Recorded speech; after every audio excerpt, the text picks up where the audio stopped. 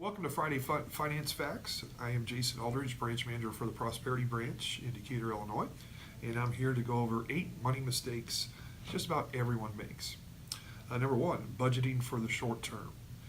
Research suggests that creating an annual budget instead of a monthly one works best, largely because we feel less confident in our annual estimates, so we tend to add more cushioning for unexpected expenses. In one study, college students underestimated their monthly expenses by 40%, while overestimating their annual expenses by 3%. Number 2, overspending on housing. It's almost impossible to get ahead financially unless you have saved a significant chunk of your income, ideally $1 for every $3 you earn. But many people get tripped up by their housing costs.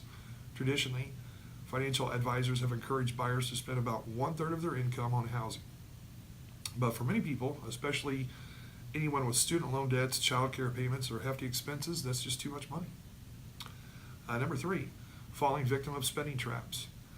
Rewards credit cards sound good in theory, but in reality, they encourage you to spend more money than you would otherwise. Economists dub this phenomenon purchase acceleration. Because you ramp up your spending, then reward is in sight. Reward cards also carry a higher interest rate, 2 percentage points on average, than non-rewards visas. Taking on too much or too little debt. Not all debt is bad. It can enable you to return to school, buy much-needed professional outfits before receiving your first paycheck, or opportunities while taking on too much can lead to financial ruin. Number 5, trying to beat the market. Timing the market would require Back to the Future style time machine. That's why investing a little bit at a time, regardless of the market's behavior, is the safest way to go. Retirement accounts such as 401k, which invest money from your paycheck each month, make it easier to invest this way. Number 6, counting on Social Security. Just as today's 30-somethings start thinking about retirement in 2037, the Social Security Trust Fund is scheduled to run out.